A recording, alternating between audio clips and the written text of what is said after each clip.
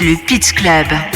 Bonjour et bienvenue pour ce nouvel épisode du Pitch Club. Alors le Pitch Club, Mousse? Bonjour, le Pitch Club, c'est des podcasts qui donnent la parole aux raconteuses et raconteurs de bonnes histoires. Alors cette semaine, on a un raconteur de bonnes histoires en la personne de Jérémy Demey. Bonjour Jérémy. Salut tout le monde. Merci de m'accueillir. Alors on est aussi accompagné de Marion Monin qui écrit We Love Comedy Magazine. Salut. N'hésite pas à intervenir quand tu veux. Ça marche. Et d'abord, on va commencer l'émission pour te présenter auprès des auditrices et auditeurs. Comment tu pourrais te présenter brièvement? Alors mon nom est Jérémy Demey, j'ai 39 ans, je suis humoriste, franco-canadien et aussi auteur de livres. Et voilà. Alors tu viens pour parler un peu de ton spectacle qui s'appelle Enfin Vivant. Alors qu'on pourra pour le voir, faut aller sur tes réseaux sociaux parce que c'est Où est-ce qu'il se joue déjà? Il joue au Théâtre de la République. déjà au Théâtre de la République. On joue en ce moment les jeudis et les samedis à 21h30. Jusqu'à quand? On prolonge jusqu'à mi-juillet. Et ça va, ça se passe bien? Écoute, ouais, je suis super content. C'est un autre marché. Moi, j'ai fait la moitié de ma carrière, en fait, ma carrière au Québec. J'ai vraiment commencé là-bas. En fait, j'ai fait toute ma carrière là-bas et sans penser que je reviendrais un jour en France. Et finalement, j'ai décidé de revenir ici et de tenter ma chance. Et c'est de départ de zéro. Et donc, c'est avoir connu un certain succès dans un pays et recommencer à zéro dans un autre. Au départ, ça fait quelque chose. Quand tu distribues les flyers au départ, et que tu les premières parties, à chaque fois il y avait un petit bout de mon ego qui partait avec parce que j'ai connu le succès dans un pays et je recommence ici. Et voilà. Et maintenant je m'y suis fait et je joue le jeu et c'est super cool de vivre ça finalement. T'as fait un peu comme Lara Fabian. J'ai fait comme Lara Fabian, ouais. J'ai fait comme Lara Fabian. Non, ou tous les humoristes qui changent de pays, mais qui recommencent en bas de l'échelle, quoi, entre guillemets, tu vois. Comment c'est venu cette volonté de revenir C'est un producteur à l'époque qui m'avait dit, qui m'avait vu au Québec, qui produit entre autres Mesmer, qui est un artiste au départ québécois. Et il m'a dit j'aimerais bien me produire ici en France. Et donc ça m'a ouvert la possibilité de dire peut-être que la France serait un pays intéressant finalement. Alors j'avais plus envie de revenner. C'est mon pays au départ, hein. Mais je me disais je suis tellement bien au Québec, c'est tellement un pays agréable à vivre que je me disais je vais rester là-bas. J'avais jamais pensé que je pourrais revenir. Pourquoi c'est si agréable à vivre là-bas? Parce que les gens sont chaleureux. Ouais. Les gens sont bienveillants, les gens sont cool, tout le monde se tutoie. Le public québécois c'est un public qui adore l'humour et qui rit vraiment bas, qui rit gras, qui rit il y a vraiment une ambiance. Ils aiment l'humour et ils le démontrent aux humoristes. Et donc, et puis c'était pas pour comparer la France et le Québec, mais c'est que j'avais trouvé un endroit où j'étais tellement bien que je me suis dit je vais rester. Et finalement un jour, tranquillement, l'idée a commencé à germer de revenir jouer en France. Et surtout de revenir connecter avec ma famille, venir avec mes amis, parce que j'ai toute ma famille ici, au départ. Et donc que ma fille connaisse ma famille, que ma fille connaisse la France, que tout ça. Et donc finalement voilà, j'ai décidé de reprendre cette aventure-là un peu avant le confinement. Et finalement il y a le confinement. Et donc voilà, je suis revenu, j'ai recommencé ça début 2022. Alors tu parlais de ta famille, le soir où je suis allé voir ton spectacle, à la fin c'était un peu émouvant dans le sens où t'as fait une dédicace à ton frère, qui est ton producteur. Ouais. Alors déjà savoir comment se passe la collaboration, c'est comment de bosser en famille. Écoute, c'est naturel parce que lui il a fait son chemin de son côté. Moi j'ai fait le mien au Québec. Et puis il est très bon dans il fait quoi à la base en fait? Il est devenu producteur par rapport à toi ou c'est un métier qu'il faisait déjà? En fait c'est drôle parce que quand il était petit c'est moi qui lui montrais des VHS de films d'humoristes qu'il imitait à la perfection. Elie Semoun, Bigard, et tout le monde pensait qu'il allait devenir humoriste. Ma famille, finalement c'est moi qui suis devenu humoriste. Et un jour lui il devait faire un stage dans ses études et je lui ai dit viens le faire à Montréal, viens le faire en production au Festival Juste pour Rire. Et je lui ai trouvé un stage et il est venu. Et il a adoré. Il avait, je sais plus, 20 ans ou 21 ans. Et il est reparti de là en disant, je vais être producteur d'humour. Et depuis, il fait sa carrière en humour. Et maintenant, il a des très bons artistes aujourd'hui. Comme qui? Il a Maxime Gasteuil. Il a Redouane Bougueraba. Ah oui. Il a Jérôme Niel. Ouais. Et voilà. Et je crois qu'il a d'autres projets, d'autres artistes, mais il est encore en processus de signature. Et moi. Oui. Et belle signature. Ouais. Et voilà, donc c'est une histoire de business, mais aussi une histoire de famille, je pense. Et donc on trouvait ça cool de vivre ça ensemble, et là on le vit. Et tu parlais du fait de revenir jouer à Paris, mais qu'est-ce qui t'a motivé spécialement, hormis l'aspect familial? C'était de vouloir renouveler désir de tenter un nouveau challenge? Ouais, je pense que j'avais un beau terrain de jeu au Québec, celui de l'humour qui est génial. Et je me suis dit j'aimerais voir un autre terrain de jeu. J'avais un peu fait le tour en disant, tu sais, un peu comme un enfant. Il connaît cette balançoire-là, il connaît ce toboggan-là, il dit, il paraît qu'il y a un autre terrain de jeu un peu plus loin. Ah ouais, peut-être j'irai l'essayer pour essayer d'autres choses. Et donc, je pense un envie d'une nouvelle aventure. Un nouveau terrain de jeu. Comment je l'appelle, tu vois? Un nouveau public, une nouvelle façon de parler aux gens, et voilà. Je suis revenu ici et c'est vrai que c'est un public différent. Pour l'écriture, comment tu t'es pris? Parce que là, à ce moment-là, tu changes de public, tu as travaillé avec metteur en scène, avec d'autres auteurs. Comment t'as bossé celui-là? Non, en fait, je l'ai bossé en venant jouer dans des petits comedy clubs comme ici au Paname. On enregistre au Paname Art Café actuellement. Exact. Sur la Ouais. scène. Exact. Et donc, en fait, c'est en faisant plusieurs voyages que j'ai compris qu'est-ce qui faisait rire et pas rire les Français, et surtout comment fallait le dire. Parce que c'est une façon différente de parler au public français que de parler au public québécois. Il rit différemment, il rit des fois à différentes choses. Le stand-up, en général, il y a beaucoup de choses des sujets qui rient ici qui vont rire au Québec. Mais après, il y a des mots à changer, il y a un accent à changer, il y a peut-être un rythme quand on leur parle. Et qui c'est qui m'avait parlé de ça? Je pense que c'est Kev Adams qui m'avait parlé de ça. Il me disait qu'un jour, il était arrivé aux États-Unis pour jouer dans un comedy club là-bas et qu'il avait un rythme français. Et un rythme français. Aux États-Unis, il parle. Il raconte des anecdotes et il dit comme tu parles dans la vie de tous les jours. Et les gens rient. Et il me dit, en France, c'était un peu différent la façon de parler. Il me dit, il y a un rythme à avoir en disant, je vais vous raconter une histoire et c'est ici qu'est la chute de l'histoire. C'est pour plus expliquer. Parce que ça fait tellement longtemps que ça existe le stand-up aux États-Unis, ça fait 40 ans, 50 ans. Et c'est tellement récent en France. Il y a beaucoup de gens qui découvrent le stand-up aujourd'hui. Et donc, il y a une façon de l'écouter qui est différente, je pense. Il y a une tonalité qui est différente. Et donc, il me racontait ça, c'était marrant. Il me disait, il était arrivé aux États-Unis et il était monté sur scène, il racontait une anecdote, mais avec un rythme plus français. Et le boss de la boîte vient le voir et il lui dit, mais pourquoi tu nous parles comme ça? On comprend, tes blagues, parle-nous normalement. Et finalement, il a compris que c'est un autre rythme entre la France et les États-Unis. Il y a un rythme peut-être plus naturel au Québec et peut-être plus saccadé ici. Mais je pense que ça change, ça. Je pense que maintenant, ça change au niveau de l'humour. Il y avait une vraie différence il y a 15 ans au niveau du stand-up, au niveau du niveau, je te parle. Je pense que les Québécois étaient meilleurs que les Français il y a 15 ans. Et je pense que maintenant, le niveau a été rattrapé. Je pense qu'il y a beaucoup de bons humoristes français, des jeunes humoristes français. C'est le fait d'avoir trouvé un style, peut-être? Un style français? Je pense que c'est à force d'en faire, à force d'en écrire, à force d'en voir, à force de... Parce que le stand-up en France, c'est arrivé il y a combien de temps? C'est arrivé... Il y a une dizaine d'années. Ouais, il y a une dizaine d'années, tu vois. Donc c'est quand même assez récent. Ouais, après, ça dépend. Il y a des mecs comme Coluche, comme Desproges, qui faisaient un peu du stand-up, mais c'était pas que du stand-up. Mais des personnages. Mais d'un point de vue professionnel, on va dire depuis le début 2000. Avec Jamel et... 2006. Où là, il a commencé à avoir une culture. Il a commencé à avoir une culture, effectivement, t'as raison, ouais. Mais ça s'est vraiment popularisé dans les comedy clubs un peu plus tard, je pense. Tout ce qui est comedy club, Paname, c'est arrivé un peu plus là, tard. ça se développe. Là, maintenant, depuis 10 ans, il y a beaucoup plus de Ouais. comedy clubs et d'humoristes. Ouais, exactement. Et beaucoup plus de vision de stand-uppers américains aussi. Ouais. Parce qu'avant, c'était que des humoristes français qui étaient analysés. Maintenant, c'est beaucoup plus anglo-saxon. Ouais. Donc ça, c'est un peu globalisé, quoi. Donc après, il y a quand même un style français de rire et d'humour. En France, on aime bien les jokers, les mecs qui font des grimaces, qui sont très expressifs, je trouve, par rapport à d'autres pays. Ah ouais? Ouais, j'ai J'ai pas l'impression. vu tant de... peut-être que j'en ai pas vu assez, mais j'ai pas vu tant de gens qui côté sont... personnage, tu vois, un peu comme Paul Mirabel fait, ou comme Jimo, tu vois, c'est des personnages. On voit un personnage. Alors attends, c'est différent. Là, tu me parles d'un personnage ce qu'ils incarnent. Voilà. Mais Jimo, c'est pas non plus un gars qui va beaucoup faire des visages et des... Pour moi, c'est une forme de grimace. Le fait Ah ouais d'être un peu droupi, tu vois, d'être... Son clown. Une façon d'être tout le temps dans le spectacle, tu vois, je trouve que c'est très français. Je sais pas si les anglo-saxons sont comme ça, mais j'ai l'impression qu'en France, on est beaucoup plus encore sur des schémas un peu à l'ancienne. Mais tu vois, quand tu me parles de grimace, moi, je pense Jim Carrey. Ouais, d'accord, je vois ce que tu veux dire. En fait, moi, je parlais vraiment, tu sais, Un personnage. comme Astérix, tu vois, un truc vraiment... Ouais, un personnage. Que ça. Tu vois, Tu me parles pendant de tout le Jimo, spectacle. ouais, je Parce que comprends. Jim Carrey, il évolue dans son spectacle. Il fait plusieurs types de personnages, tu vois, il passe de l'un à l'autre. Là, c'est vraiment un seul, tu vois, que tu vois tout le temps. Un peu comme, je sais pas, Popek, ou comme à l'époque, celui qui faisait les jeux de mots, là. Raymond Devos. Raymond Devos, tu vois, où c'était vraiment un personnage qui était incarné pendant tout le spectacle. Ouais, je comprends. Dans ce cas, je pense que c'est différent. Ouais. Il y a une différence entre être un personnage sur scène et faire des mimiques. Ouais, c'est Robin Williams, faisait plusieurs styles de personnages, tu vois, il passait d'un à l'autre. Mais là, je pense que quand je te parle de personnage, c'est un unique, quoi. Avec je comprends. une caricature pendant 1 heure. Ouais, un caractère spécial. Voilà, j'ai l'impression qu'en France, on est comme ça. Après, c'est peut-être...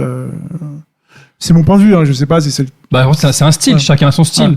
Chacun a son... Puis, tu sais, je pense que moi, je connais pas bien Jimo, mais dans la vie, il est comme ça aussi. Ouais. C'est un gars un peu cool, un peu lent, un peu zen, un peu, tu vois. Et donc, ce qu'il y a dans la vie, il l'amène sur scène. Et toi, du coup, comment tu définirais ton style? Moi, j'aime bien, c'est quelqu'un un jour qui m'a dit ça, que j'étais un humoriste humaniste, où j'aime mélanger l'humour et le développement personnel. C'est quelque chose que je suis tombé amoureux au Québec.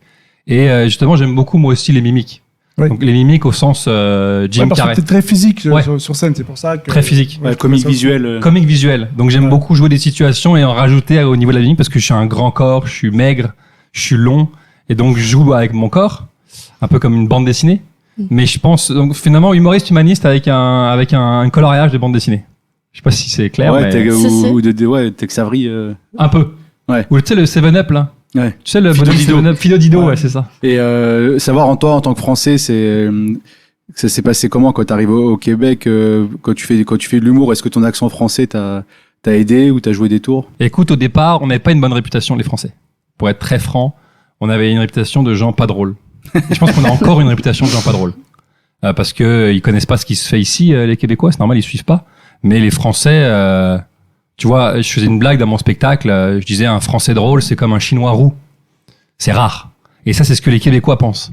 Parce que ils ont beaucoup vu d'humoristes français arriver au Festival Juste pour rire, faire des quatrièmes murs, se planter, ou tu vois, parce que c'est pas les mêmes référents. Et donc, ils ont un peu cette image-là des Français. Et donc, au départ, quand je me rappelle, un jour, je faisais de l'humour, anecdote, je suis dans un bar là-bas, et il me dit, ah, ok, l'animateur annonce le prochain artiste, c'est un Français. Et je vois deux personnes juste devant moi qui disent, ah non, pas encore un asti de Français de marde, qui veut dire, ah non, pas encore un putain de Français qui veut nous faire chier avec son accent et ses vieilles blagues, tu vois. Et je partais de là. Et Donc, ça s'est je suis passé parti de comment moi. ce Ouais. soir-là, par exemple? Bah bien, parce que je pense que j'ai appris appris à jouer de ça. En fait, je me suis intégré à leur culture. Je suis pas devenu comme parce qu'il y a beaucoup de Français qui arrivent au Québec un peu condescendants, tu sais. Beaucoup, on est comme ça un peu en France. On connaît tout, on sait tout, on est un peu arrogant, on a cette réputation dans le monde, mais on est un peu ça aussi. Il faut se dire la vérité. Et moi, je suis pas arrivé je suis arrivé avec un état d'esprit là-bas de je veux m'intégrer au Québec. Et donc j'ai voulu comprendre leur mentalité, comprendre leur culture et leur parler comme quelqu'un qui veut s'intégrer. Et donc rapidement, je pense que je me suis fait aimer là-bas. Tu parlais de quoi sur scène? Je parlais des différences au départ entre par exemple la France et le Québec. Tu vois, c'est marrant parce que souvent on se moque de l'accent québécois, qui est un accent pour les Français de merde. Oui. Mais les Québécois se moquent de nous. Ils disent qu'on a un accent qui manque de virilité. Et quand tu compares des expressions, bah, tu comprends pourquoi ils pensent ça. Tu vois, par exemple, il y a une expression, eux, quand ils attendent devant un théâtre pour rentrer dans le théâtre, eux, ils font un line-up. Et nous, on se tape la queue. Donc, quand tu tapes la queue pour un Québécois, c'est un terme sexuel, tu vois. Tout est un peu gay pour eux, pour les Français. La façon de s'habiller, l'écharpe, les petites chaussures, la petite sacoche sur le côté, tu vois, les sacoches, la banane. Tout ça, pour eux, c'est très précieux, quoi, un peu. précieux ouais. et féminé, tu vois. D'accord. La bise. Ouais. Tu verras jamais deux hommes hétéros au Québec se faire la bise. Il faut saluer comment? Bah, ils se serrent la main. Ils font des un hugs. hug, ils font des hugs, comment ça va, tu vois. Alors qu'ici, moins de potes sont la bise. Et c'est culturel. Mais Là, là-bas, c'est anglo-saxon, quoi. C'est un peu les latins et les anglo-saxons, c'est un peu ça, peut-être. non qui se font la bise? Ouais, parce que c'est très latin, la bise, tu vois. Il y a des Ouais, pays c'est qui le latin, font, ouais. tu vois. Donc, c'est peut-être ce côté méditerranéen qui est en France, tu vois, qui fait qu'il y a ce côté-là. Mais c'est exactement ça. Mais eux, ils ont pas ça, eux. Ils sont pas. Eux, c'est des Québécois, ils sont plus forts, ils sont plus, regarde le sport. Leur sport, eux, là-bas, c'est le hockey sur glace. Si vous connaissez pas le hockey sur T'as vu glace. des matchs? Ouais, j'ai vu des matchs, Ouais, le Canadien. non C'est Le hockey comment sur glace, des fois, ils s'arrêtent, ils ont le droit de se battre. Ouais. Ils se tapent sur la gueule, ils se pètent des dents, se pètent des yeux. C'est C'est autorisé. D'accord. Ils se L'arbitre, battent. il laisse faire. et- L'arbitre laisse faire. Au dernier moment, les gars, ils se chauffent tellement, ils se baissent. Allez, battez-vous. Les gars s'éclatent la tête pendant 1 minute. Ils sortent de la patinoire parce qu'ils ont une pénalité. 5 minutes. Nous, petite jambette sur Neymar, carton rouge, 2 matchs de suspension. Il sait même plus où il a mal 30 secondes après. Eux, ils se pètent le nez, là. Tu vois la différence? Tu serais Ouais, pour mais- toi qu'il y ait de la violence dans les terrains de foot? Non, je suis contre ça. Je suis contre la violence. Mais je suis en train de comparer deux cultures. Ouais, D'ailleurs, je suis contre la violence au hockey aussi. Mais Ah, t'es contre quand même, ça pour Ouais. toi, c'est pas normal? bah non, je trouve que c'est abusé. Qui se pousse, ça va. Mais qui aient le droit de se casser des dents et péter des nez. Mettre des coups de poing dans la gueule. Ça, pour la jeunesse, je trouve pas ça beau de permettre de se battre. Après, je suis pour les sports robustes, hein. Je suis pour le football américain, je suis pour le rugby, mais pour que tu te mettes des coups de pied dans la gueule, bah, entre guillemets, tu vois, que t'as jusqu'au point, ça, je trouve ça intense. Ouais, après, au football, ils ont pas de protection comme dans ces sports que tu as cités, enfin, notamment au football américain ou au hockey, ils Ils ont tout un équipement Ouais. sur eux. Ouais. Donc c'est peut-être pas pareil aussi. Après, t'as le foot australien qui est comme ça. Ouais. C'est hyper violent le foot Ouais. australien. Très violent aussi. C'est hyper violent. C'est mais une ça, bagarre, c'est un petit pont massacreur. Ouais. Mais attends, le football américain, c'est super violent aussi. Hein. Ouais. Même s'ils ont des armures, ils se rentrent dedans très fort. Hein. Il y a beaucoup de cas de commotion. sportifs qui terminent avec rugby, des problèmes c'est pas mal aussi, cérébraux. À Ça- 40 ans, il Ouais. y a un sur deux qui termine complètement fou. Et alors, juste pour revenir un peu sur ta carrière, donc Ouais. tu as fait des études de marketing à Marseille. Ouais. Et qu'est-ce qui t'a poussé à aller faire ce fameux stage juste pour rire, pour aller traverser l'Atlantique? Eh ben écoute, je rencontre un pote qui s'appelle Alex, qui venait de redoubler.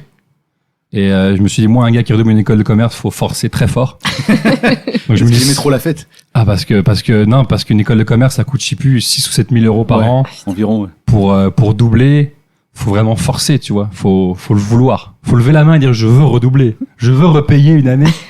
Et je me suis dit, ce gars-là, ça va être mon pote, automatiquement. Et on est devenus deux potes, les deux meilleurs potes à ce moment-là. Il était aussi con que moi. Et puis un jour, on est dans un bar à Marseille, Escale Borelli. Et il y a un monsieur qui nous dit, est-ce que vous êtes humoriste, que je vois depuis tout à l'heure, vous faites les cons, ça a l'air drôle. Et on dit, non, on est étudiant. Et il dit, parce que dans 2 semaines, je fais une soirée chanson. Une soirée chanson, ouais. Est-ce que vous aimeriez faire un petit sketch d'humour à l'entracte? Et nous, on dit, bah ouais. Et on est revenu, et j'ai eu une épiphanie de dire, ça va être mon métier. Et donc, à la fin de mes études, je devais faire un stage à l'étranger. Et donc, je me suis dit, je vais mêler ce que je dois faire, mon stage, à ce que je vais faire, ce que je veux faire, de l'humour. Et donc, Festival Juste pour Rire, je trouve un stage au Festival Juste pour Rire. Et je pars là-bas pour 6 mois. Et tu te voyais déjà faire de l'humour ou tu y allais comme ça pour tâter le terrain? Ouais, non, c'est ça. Je me voyais faire de l'humour à moyen terme. Est-ce que j'allais en faire à Montréal? Je savais pas. Mais en tout cas, j'avais ça en moi. Je voulais absolument faire ce métier. C'était une évidence. Tu sais, un peu comme dans les Walt Disney où tu vois la lumière au-dessus de toi. C'était une évidence. Et comment t'as fait ta demande à Juste pour rire? Comment ça s'est passé, le contact En fait, j'ai un oncle qui travaille dans le spectacle à Paris. Qui D'accord. dirige une salle de spectacle parisienne depuis 30 ans. Toujours le cas? Il a Toujours le cas. la salle. C'est qu'on peut dire laquelle salle? Ouais, tu bien sais sûr, j'ai aucun problème. Ça s'appelle le Casino de Paris. Ah, d'accord. C'est une très grande salle. Ouais. Ton oncle Ouais, s'appelle c'est comment? une Il s'appelle Frédéric Jérôme. D'accord. Avec Et- un tunnel qui accède au théâtre d'à côté. En face, en fait, il y a 2 salles qui sont côte à côte. C'est rue Blanche, il y en a une. Au Casino, t'es sûr? Ouais, je crois qu'il y a un autre théâtre juste de l'autre côté de la rue, là. Tu sais, il y a 2 rues parallèles. Ok. Et les deux, ils sont en contact avec un couloir. Ah, je savais Casino pas. de Paris. Et l'autre, j'ai oublié le nom. Comment ça s'appelle? C'est rue Blanche. Faut que je retrouve le nom. Ah, je Je savais sais pas. que les 2 salles, les 2 salles sont communiquées entre elles. Donc ouais, c'est ton oncle qui a. Et donc, mon oncle qui connaissait à l'époque D'accord. Gilbert Rozon, qui était directeur à l'époque de Juste pour Rire. D'accord. Et il a demandé un stage pour moi. Puis je suis allé, puis après j'ai fait ma vie là-bas. Et ça se passe comment alors quand t'arrives là-bas, le Déjà, il fait choc très froid. culturel? Oui, voilà. Déjà très froid. T'arrives en hiver là-bas? J'arrive en hiver, il doit faire moins 22. Ressenti moins 28. Comme dans Star Rocket. Hein. Comme dans Star Rocket. Voilà. Écoute, c'est un choc au départ. Hein. C'était dur. C'est très dur. Parce que, tu sais, d'ailleurs, je me rappelle, il y a quelques années, j'avais vu une parodie à la télé. Il montrait l'hiver québécois où il faisait moins 20, 2 mètres de neige dans les... Nous, il y a des chasse-neige qui passent devant nos rues. Hein. Il y a ta voiture, tu la vois plus tellement il y a de la neige. Et il disait, heureusement, ça aurait pu être pire, on aurait pu être en France. Et ça coupe. Et il y a les infos à Paris. Et à Paris, oh, il y a eu 1 centimètre de neige qui est tombé cette nuit, les écoles sont fermées, les bus ne roulent plus. Et nous, on voit ça du Québec. Ça, pour nous, c'est le printemps. Nous, ça s'appelle le mois de juillet, ça, ce que vous faites en ce moment-là. Mais vous, pour vous, c'est la guerre. C'est marrant de voir la comparaison. Parce que nous, vraiment, là-bas, c'est vraiment... Oui. Après, comme ça arrive souvent, forcément, ils ont les équipements pour. Bien Nous, sûr. on est- On en rit, mais Ouais. ça, tu vois, pour ça, c'est marrant de voir la comparaison des Français qui ont peur pour 1 centimètre de neige. Et ça se passe comment du coup? Ça vit plus en sous-sol, je suppose, quand il fait Non. un froid comme ça? Non? Non, ça, je pense, c'est un peu où c'était avant, mais moi, j'ai jamais vécu dans les sous-sols. Les gens, c'est juste qu'on est dans une maison, il y a des voitures qui sont adaptées, on a tous des pneus neige, et puis on vit notre vie, tu vois, on déblaye beaucoup. On passe beaucoup de temps à déblayer de la neige. Ça, j'avoue que c'est chiant, mais sinon, on vit normalement. Et tu faisais quoi pendant le stage précisément? Tu bossais sur la partie prod? Écoute, ouais, j'organisais des spectacles, des soirées d'humour, comme ici au Paname. Et puis, rapidement, je me rendais compte que ça me faisait chier, tu vois. Rapidement, je me rendais compte que ce que je voulais, c'était être sur scène. Et, mais en même temps, j'ai rencontré plein d'humoristes grâce à ça. Genre, je me suis... T'as rencontré qui? c'est des humoristes québécois que tu dois pas forcément connaître. Ah, ok, d'accord. J'avais rencontré un gars qui s'appelait Alexandre Barrette, qui est un Ah bah oui. humoriste très Ah, connu. Ah, non, mais non, ça vous connaissez pas. C'est des référents québécois que vous connaissez pas forcément. Mais je les ai tous rencontrés à ce moment-là. Et voilà. Et après, rapidement, après mon stage, j'ai dit, maintenant, je reste ici, puis j'essaye ce métier, quoi. Et tu fais comment? Donc tu t'inscris à des scènes ouvertes? Comme ici, tu t'inscris à des scènes ouvertes, t'en fais une deuxième, une troisième, et tu fais ton chemin comme ça. Roman vient de là. Oui. Roman Fressinet, il a passé 2 ans ou 3 ans au Québec. Ouais, il a fait l'école de. Il a fait l'école de l'humour, ouais. Il y a une école de l'humour au Québec, Ouais, t'imagines? parce que c'était une blague qu'on faisait en France quand on était petit. Ouais, t'as fait l'école de l'humour, toi, mais Ah. ça existe vraiment au Québec. Ça existe vraiment au Québec. Et moi, j'ai pas fait cette école-là, parce que d'ailleurs, il y a plein d'humoristes qui font pas cette école-là. J'ai fait l'école de la vie, c'est-à-dire comme ici, des bars, des comedy clubs, tout ça, jusqu'à tranquillement monter ma carrière et pouvoir faire une T'as pas pris carrière de là-bas. cours de théâtre, t'as pas pris de cours de diction pour Ouais, essayer J'ai pris des cours de diction, de jouer Ah, sur voilà, scène. c'est important. j'ai pris de des savoir. cours de chant, j'ai pris des cours de guitare, mais j'ai pris des l'américaine. cours. Hein? À l'américaine, parce que Ah. c'est vrai qu'ils sont plus polyvalents qu'en France. De danse aussi, de danse. J'ai pris des cours de danse, Ouais. de hip-hop à l'époque. D'accord. Mais ça, c'est pas. Ça, je pense, c'est une image qu'on a. Il y a quelques humoristes qui sont polyvalents, comme Cavana ou Rousseau, mais sinon, la plupart font juste du stand-up. Ça, je pense, c'est une image qu'on a des humoristes québécois. Non, je parlais sur le continent américain. Ouais, la enfin, c'est formation dans le. américaine, c'est-à-dire être complet. Ouais. Mais Côté comme je te comédie dis, musicale. la plupart des humoristes québécois Hmm. font pas ça. La plupart des humoristes québécois font juste des blagues. Il y a pas je pense que ça, c'est plutôt quelque chose, une image qu'on a ici. Qu'on pense que tous les humoristes ont une formation polyvalente, mais c'est pas le cas. D'accord. C'est-à-dire au niveau de la voix, du chant, comme poser la voix, les respirations, Non. toutes ces techniques, tu... Moi, je les ai apprises Ouais. parce que j'ai voulu, Mhm. mais les humoristes québécois, la plupart, La plupart font ne juste passent pas par ça. Ils se concentrent juste sur leur art. Et En pourquoi général. Toi, tu penses qu'il faut... Pardon. Non, non, vas-y, je Tu t'en penses prie. qu'il faut faire ce genre d'études pour travailler sur soi, pour apprendre à jouer en tant qu'humoriste? Tu veux dire des cours? Ouais. Non, je pense pas. Je pense qu'il y a beaucoup d'humoristes très talentueux qui font juste jouer régulièrement et qui Faut jouer, en fait. Il faut jouer, ouais. Il n'y a pas de secret. Vivre avant.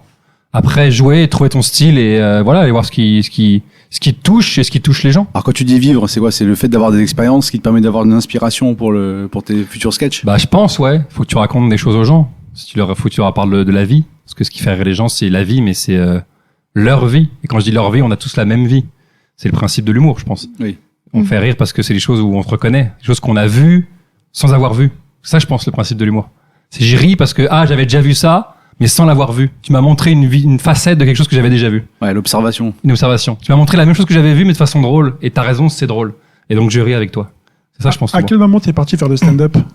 Quand t'as commencé, c'est venu à quel moment pour toi? Eh ben, écoute, j'ai commencé, mon stage était en 2005, donc fin 2005. Parce que comme tu viens de France, le stand-up étant inconnu pratiquement, toi t'avais plus des références, Eli Kaku, les inconnus peut-être.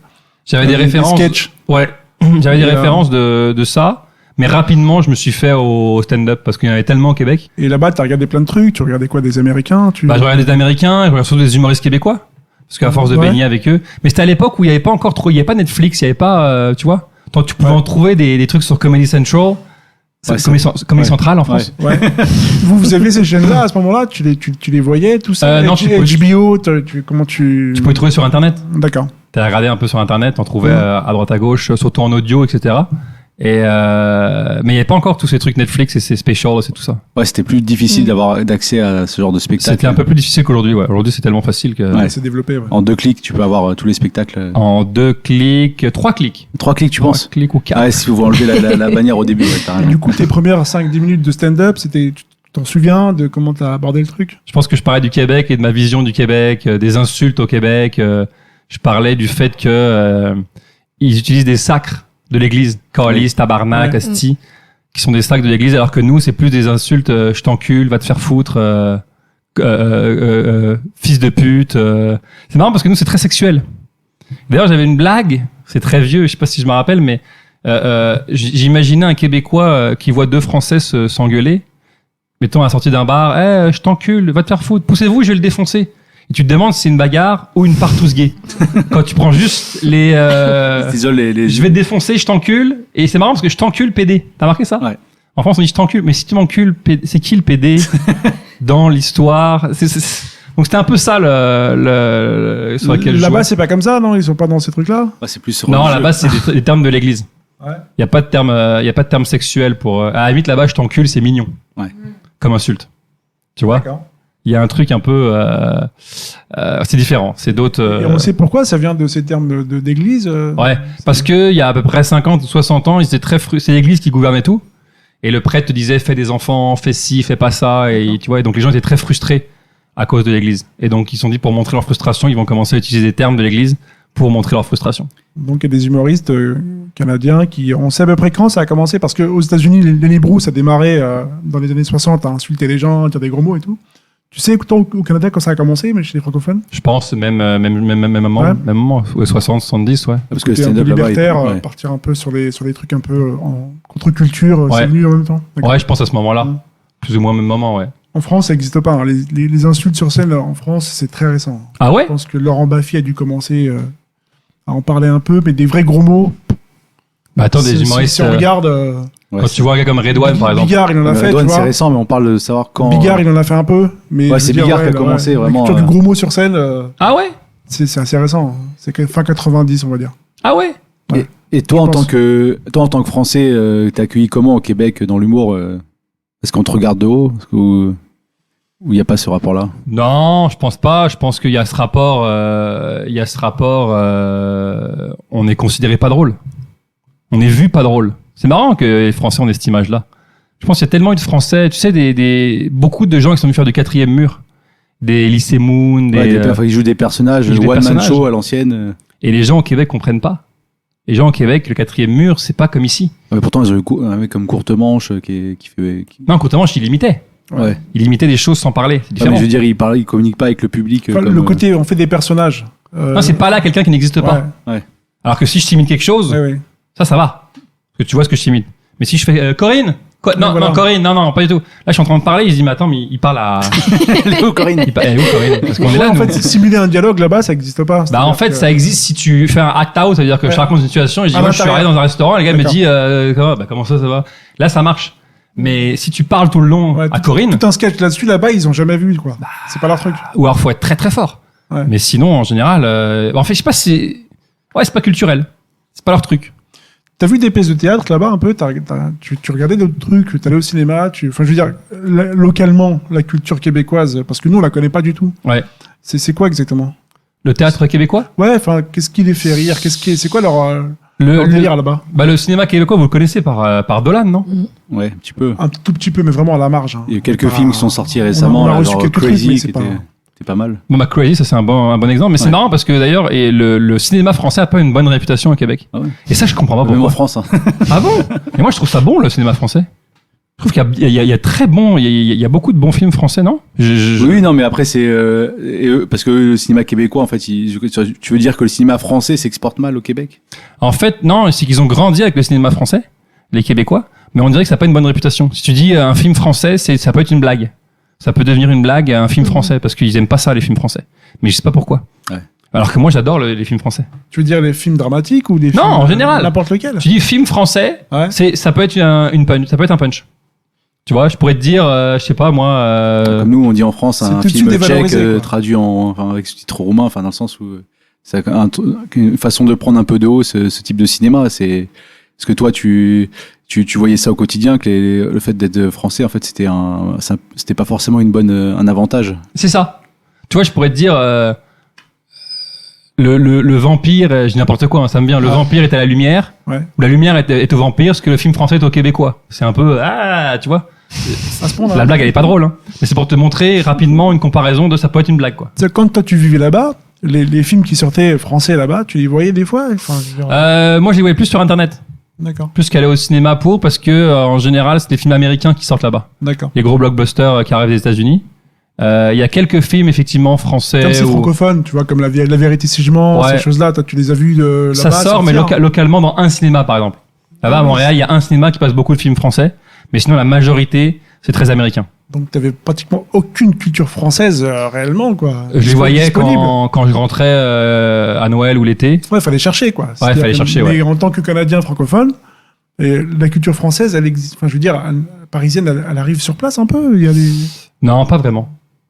Eux grandissent beaucoup avec des films français, mais je sais pas qu'ils ont vu à la télé, par exemple. D'accord. Mais ils sont pas. Mais comme on n'est pas très intéressé par le Québec ici, tu sais. D'accord. Tu demandes aux Français de parler du Québec, et ils disent Céline Dion, Caribou et sirop d'érable. Non, mais c'est vrai. Non, je veux dire, comme on partage une langue en commun, les Anglais C'est vrai. et les Américains sont très en contact, tu vois, ils échangent beaucoup de choses, Ouais. tu vois, les Australiens aussi.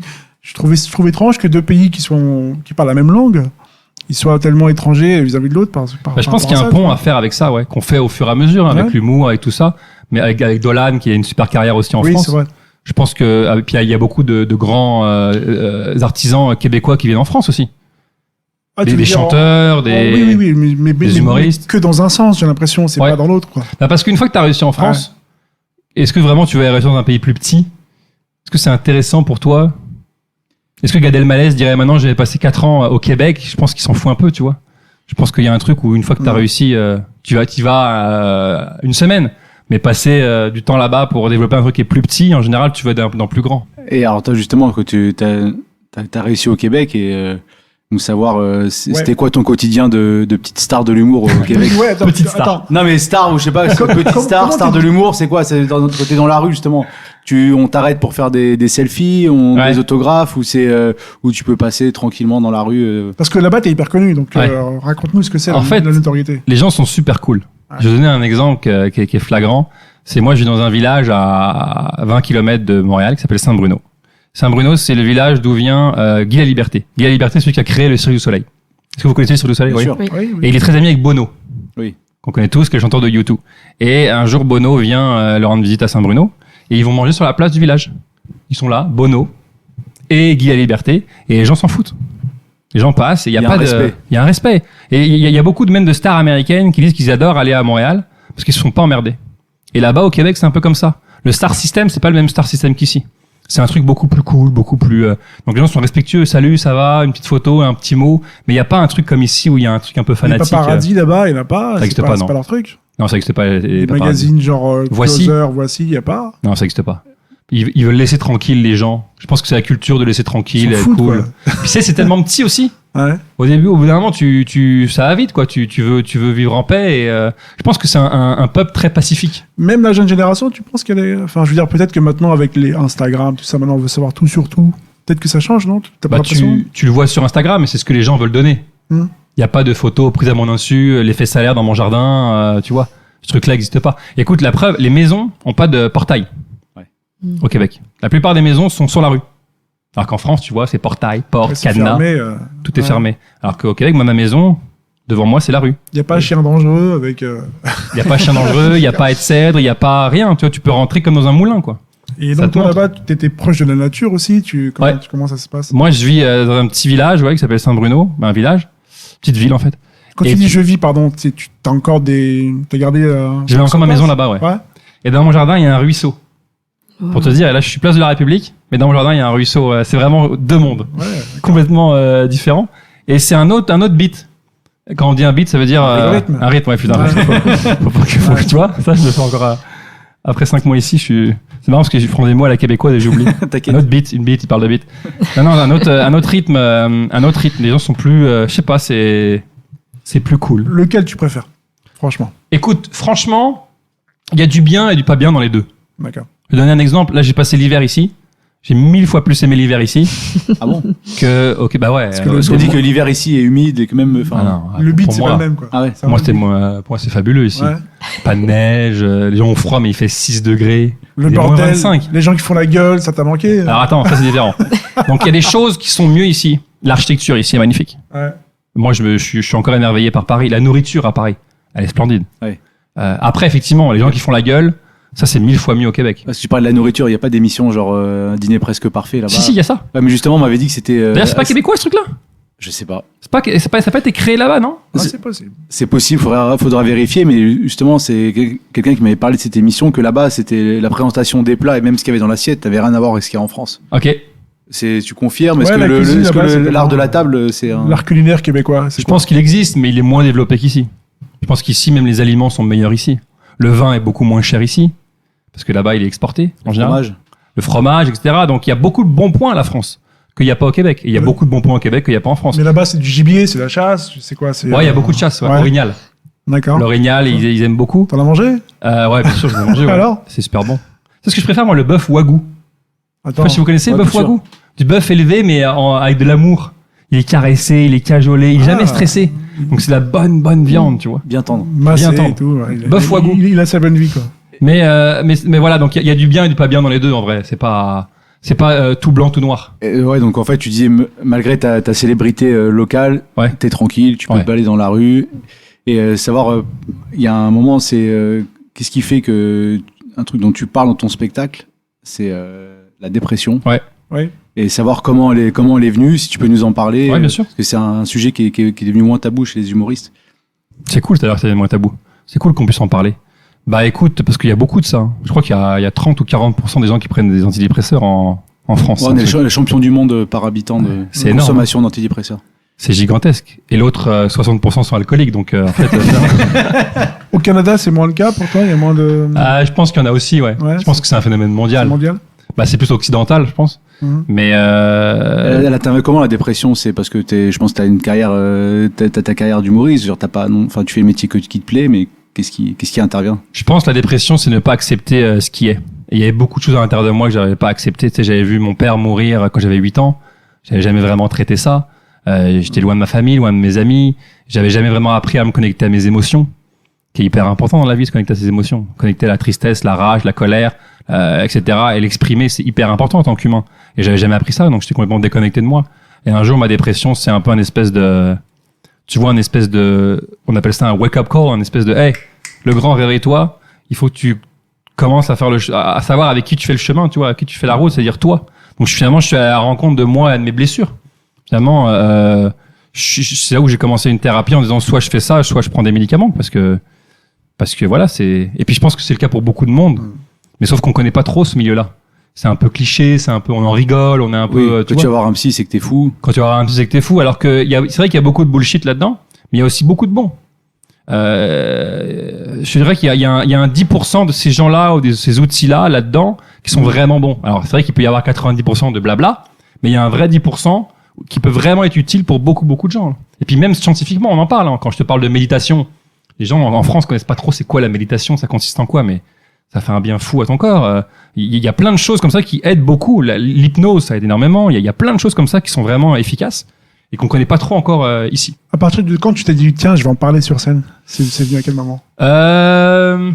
En fait, j'en ai parlé rapidement. Non, tu sais quoi, ça 2013, je pense. Dès le début? Dès le début, ouais, j'ai fait une dépression en 2009-2010. Mhm. Et puis après, rapidement, c'est rentré dans mon humour et j'ai commencé à en parler 2013-2014. Autour de toi, il y en avait d'autres humoristes qui en parlaient aussi? Non. C'était. C'est vraiment devenu ma marque de commerce. Parce Cette espèce que- Je dis ça parce que depuis quelques temps, il y a beaucoup d'humoristes qui en parlent dans leur spectacle, notamment Jim Norton. Neil Brennan. Il parle de ça, Neil Brennan, Ah, je savais pas. Ok. Tom Papa. Il parle un petit peu de l'image qu'on a de soi, des choses qui arrivent dans la vie un peu dures. Même Richard Pryor en parlait un peu. Toi, tu vois que c'est quelque chose que tu vois de plus en plus autour de toi dans l'humour, ce thème-là qui revient. Pas tellement, non. J'ai pas vraiment vu ça. Mhm. Parler des choses comme ça. Parce que je pense par image, on a l'impression que c'est peut-être mal vu ou que ça fera pas rire. Mhm. Tu sais, on vit beaucoup dans un monde d'images. Hein. On vit dans un monde où on a été élevé en tant qu'enfant à être des bons enfants. Gentils, polis, sympathiques. Et on a Fort. vu que quand des forts. Ouais, parce que le fait de dire des dépressifs, c'est un aveu de faiblesse pour certains. Ouais. Alors qu'en fait, non. Pour moi, la vulnérabilité, c'est une preuve de force immense. Parce que finalement, quand tu dis ça aux gens, en face de toi, il n'y a pas des gens qui se foutent de ta gueule. Il y a des gens qui se disent, tu sais quoi, moi aussi, j'ai vécu des trucs durs. Merci de t'ouvrir, ça me permet de m'ouvrir aussi. Et ça c'est dont tu parlais au début, c'est le côté humain que t'as. Et Ouais. C'est important de. Et puis je pense en tant qu'artiste, j'ai une voix. Et en dire, ça touche beaucoup de gens parce qu'il y a beaucoup de gens qui sont pas bien, il y a beaucoup de gens qui sont malheureux, il y a beaucoup de gens qui cherchent de l'aide et qui savent pas où aller. Et je pense que c'est un peu notre rôle, sans me porter étendard de ça, mais c'est mon rôle de dire des choses et de dire moi j'ai vécu ça et ça se peut d'aller mieux et j'ai vécu ci et ça et voilà, tu vois. Et je pense que la vulnérabilité, c'est un ami à moi qui dit ça, qui s'appelle Frank Lobvey. Il dit c'est ça la clé, c'est la clé de l'invulnérabilité. C'est la vulnérabilité. Parce que si tu dis tout sur toi, un peu comme Eminem dans 8 Mile, tu sais, à la fin, là, Ouais. On a tous vu cette scène-là. Oui. il dit tout sur lui, et après il dit vas-y maintenant dis quelque chose sur moi que les gens savent pas. Et c'est fini. Parce que t'as tout dit, t'as tout avoué. Donc maintenant il y a plus de cachette. Et je pense que c'est ça la paix. Tu sais, on vit dans un monde de masques. On vit dans un monde où on a été élevé avec des bons enfants, gentils, sympathiques, généreux, dis bonjour, sois poli.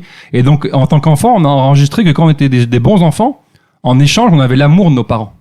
On dit, putain, quand je suis gentil, quand je suis un bon gars, quand j'ai des bonnes notes, mes parents m'aiment. Mes parents me sourient, mes parents sont fiers de moi. Donc, qu'est-ce qu'on a compris? On s'est dit, en tant qu'adulte, pour avoir l'amour des gens, je vais être une belle personne. Et donc, qu'est-ce qu'on montre de nous? le côté gentil, sympa, généreux, souriant. Mais en vrai, on n'est pas juste ça. En tant qu'être humain, on a un côté sombre. En tant qu'être humain, moi, dans la vie, des fois, je suis narcissique, des fois, je suis égocentrique, des fois, je suis manipulateur, des fois, je suis égoïste, des fois, je suis radin, tu vois. Autant que des fois, je suis généreux, à l'écoute, bienveillant. Je suis les deux. Je suis pas juste une face, une pièce. Je suis les deux. Et je pense, en tant qu'humain, un des trucs qui nous fait du bien, c'est d'accepter toutes ces parties-là de nous. Et est-ce que certains humoristes sont venus te voir pour en parler du fait que t'aies parlé de la dépression, pour avoir des conseils vis-à-vis... Ouais, je pense qu'il y en a qui sont venus me voir et on échange et, Dans le public aussi, non? Des gens du public qui dans le public aussi, il y a beaucoup de gens qui ont lu mes livres Ouais. et qui sont venus après dans les salles. T'as écrit des bouquins. Ouais, t'as par fait rapport 2 à ça. livres là-dessus, ouais. J'ai écrit 3 livres là-dessus. 3 livres. 3 livres là-dessus, dont un d'ailleurs qui va sortir là au mois de juin. Ah, D'accord. super. Ici en France, ça s'appelle La Trop Liste. Alors, ça va D'accord. parler de quoi? Et en fait, La Liste, c'est qu'à un moment donné, je me suis dit, si tous ces outils-là m'ont permis d'accéder à une vie plus belle, bah d'autres, ça peut aider d'autres gens. Et donc un jour, je me suis assis à une table et je me dis, bah tu sais quoi, je vais partager ça. Qu'est-ce qu'il y avait dans ces outils, si tu peux en donner quelques-uns? Ouais, bien sûr. Il y en a plein. Avant, je vais juste finir l'histoire. Oui, Donc, bien sûr. mais très bonne question. Je dis, je vais m'asseoir et je vais écrire tous les outils qui m'ont permis d'accéder à une vie plus belle. Puis moi, je suis pas un auteur de livre, donc je me dis, je vais le faire en toute humilité. Je fais ce bouquin-là, on le sort et ça devient un phénomène, mais inexpliqué. Que même des éditeurs cherchent à expliquer, mais ils ont jamais compris pourquoi. On en a vendu plus de 100 000, ce qui au Québec est gigantesque. Ouais, best-seller. Bah en fait, best-seller, c'est 3 000. D'accord, ouais, donc c'est un best-seller. 3 000 best-sellers. En France, c'est 40 000, Ouais. un best-seller. T'as fait de la télé, des plateaux, Ouais. t'en as parlé de ça? Un peu de plateau, un peu de télé, Ouais. et d'un coup, ça a explosé, et d'un coup, le bouche à oreille a explosé, on a vendu plus de 100 000. Et en fait, ça te montre quoi? C'est que les gens ont besoin de ça. Les gens ont besoin d'aide. Les gens ont besoin, on a besoin d'un chemin, parce on a besoin d'espoir. Je pense que c'est ça le mot. On a besoin d'espoir. Surtout avec ce qui se passe en ce moment, la guerre, la pandémie, machin. Le ciel est assez gris. Et l'idée de savoir qu'il y a du soleil au-dessus des nuages, ben, je pense que c'est un peu ça que je veux faire, tu vois. J'en ai participé à l'espoir. Et t'en parles avec humour aussi. J'en parle ça. avec humour, bah Oui. totalement. C'est un show. Il y a de la vanne à l'intérieur. et des- Ouais, mais c'est- en fait, c'est- on sent qu'on se marre en fait. On lit en bien même temps sûr. et on apprend des choses et on rigole. C'est 90% de vannes et 10% de fond humaniste où je veux passer un message, tu vois. Mais et pour répondre à ta question, c'est quoi donc les différents outils? Oui, si tu peux en Bah donner. tu vois, réaliser que quelques-uns. déjà être reconnaissant de ce qu'on a. Souvent on veut plus. La gratitude. Ouais, la gratitude. Ça c'est un outil qui est assez puissant. Souvent on veut plus d'argent, plus de pouvoir, plus de célébrité, plus de n'importe quoi. On veut tout le temps plus et on oublie de dire merci pour tout ce qu'on a. Et juste focuser à dire merci pour tout ce que t'as, eh ben tu te sens reconnaissant. Et la reconnaissance a un pouvoir énorme parce que la reconnaissance, c'est que tu vas attirer plus que ce que t'as en disant merci pour ce que t'as. C'est assez con comme truc. Et pourtant, c'est immense. Tu sais, il y a 2 choses dans la vie qui nous tirent vers le bas. Il y a la colère, en général, et la tristesse. Mais tu veux pas être en colère quand t'es reconnaissant, et tu veux pas être en colère quand tu veux pas être triste quand t'es reconnaissant. Et donc, cultiver ça, dire merci pour tout ce que t'as dans ta vie, régulièrement, fait que tu te sens beaucoup mieux. Donc, tu te sens... Et donc forcément, vu que tu focuses sur les belles choses dans ta vie, bah, tu vas voir plus de belles choses. Tu sais, c'est comme si je te dis, t'as déjà vu une Volkswagen rouge? Tu vas me dire non, mais tu vas en voir 6 dans la journée. Parce que tu vas focuser là-dessus. Donc si tu focuses dans ta vie sur toutes les belles choses que t'as, et on en a forcément des choses auxquelles on peut dire merci, et ben forcément tu te sens beaucoup mieux. Et si tu te sens beaucoup mieux, tu vas attirer des plus belles choses. C'est aussi simple que ça. Parce que dans la vie, on attire ce qu'on dégage. Jérémy, donc là on a découvert le Jérémy de scène. Ouais. Jérémy qui écrit des bouquins. Il y a aussi celui qui fait des caméras cachées. Ouais. Est-ce que tu peux en parler? Écoute, ça c'est quelque chose que j'adore faire. Ouais. Je me suis fait connaître comme ça au Québec en faisant sur le web en 2012-2013. J'adore faire des caméras cachées. D'ailleurs, j'en ai fait à surprise ici il y a 2 ans. Ouais. Surprise, une émission mythique de caméra cachée qui était présentée par Marcel Béliveau. Ouais, à l'époque, ouais. Ouais. Et là, maintenant, c'est j'ai oublié son nom. Sophie Talman, j'ai oublié son nom. J'ai oublié son nom. J'ai un Je trou de t'avoue, on mémoire. n'a pas vu où ça passait Ouais. en fait. C'est France 2. c'est sur France 2, d'accord. Et j'ai adoré Ouais. faire ça. J'ai piégé les gars qui ont fait babysitting, les acteurs. J'ai piégé d'ailleurs l'ancienne Miss France. Elle s'appelle, je me trompe son nom, mais Il y a Sophie. plusieurs. Hein? Ah, une des Miss France. quoi. Oui, c'est la femme de Juan, tu sais, le chef cuisinier. Bref. Passons. Laurie Tillman. Non. Laurie Tillman. Et alors, c'était bien? C'était génial. Et Ouais. moi, piéger les gens, c'est quelque chose que j'adore faire. Tu sais ce que je faisais, François Damien? Ouais. Ouais. Moi, pour moi, ça, c'est un fantasme de un jour faire ça. Et La Fesse, par exemple. quelqu'un Non, parce que là, c'est pas trop caméra cachée, lui. Il était en Ouais, caméra c'est- épaule. ouais. Non, Ouais. moi, c'est vraiment la situation où les gens arrivent Un et là. sketch filmé, mais Ouais. que la personne ne sait pas que. Et il y a des moments où ça a dérapé. Non. Non. Il y a des moments où les gens- à mettre la limite entre le. Bah, en fait, oui. Mais les Québécois sont gentils aussi. Ils aiment bien les canulars. Bah, en fait, oui, mais sauf qu'ils savent pas que c'est un canular quand Ouais. ça arrive. Oui, mais c'est ça qui est. Et j'ai fait des trucs vraiment, c'était éclaté. À un moment donné, je me rappelle, je faisais une pédicure. Et je disais à la fille qu'il y avait vraiment des termes, j'arrivais d'Inde, il y avait des trucs, et je mettais des carottes dans ses doigts de pied, du miel, et je lui mangeais les pieds, puis après je sortais un poulpe que je mettais sur son pied. Les filles criaient. Il y avait vraiment un délire, un gros délire, et plus j'avançais dans la caméra cachée, plus je vais aller loin.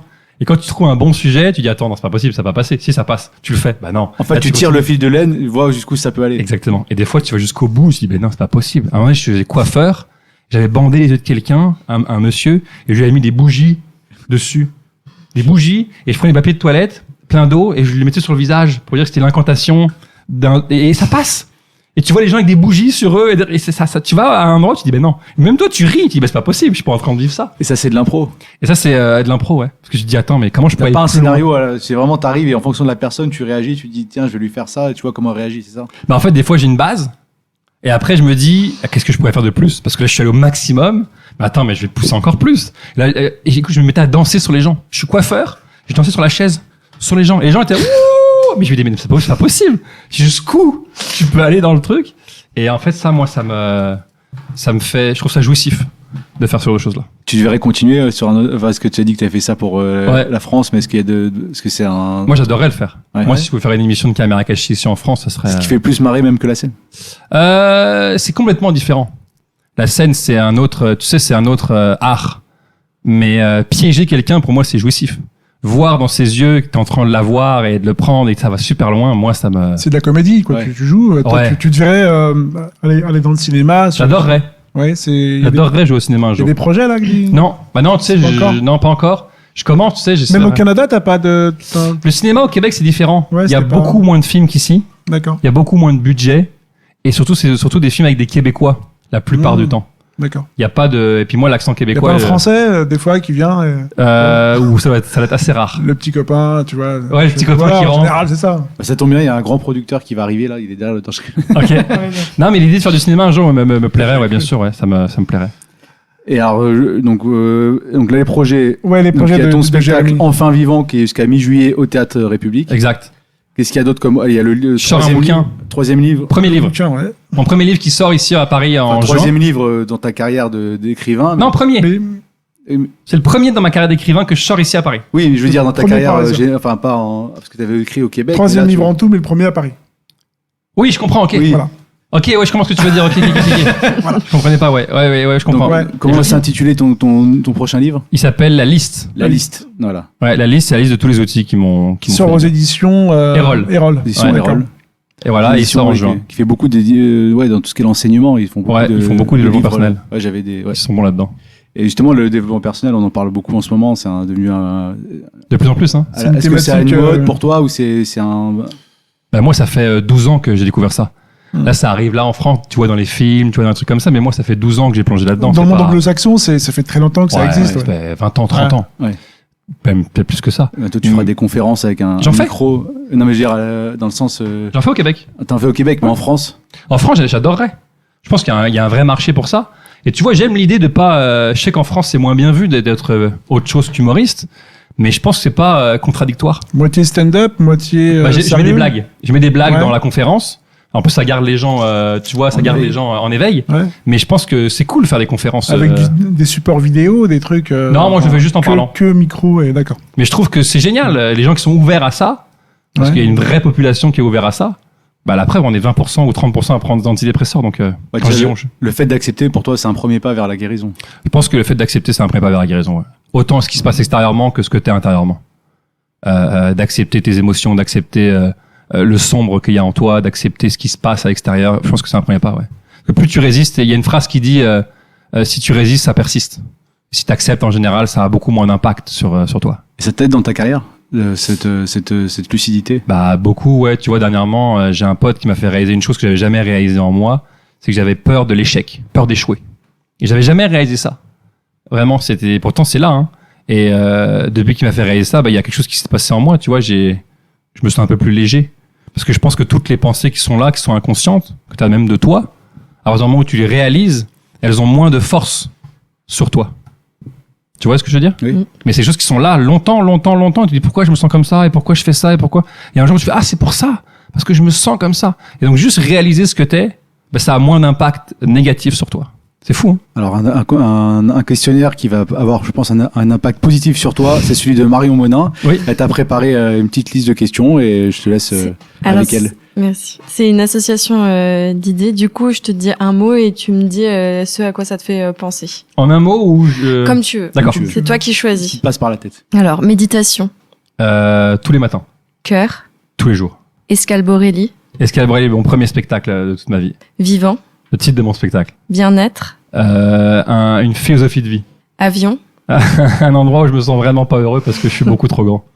intuition, Quelque chose que j'ai appris à utiliser il y a une dizaine d'années et qui m'aide beaucoup.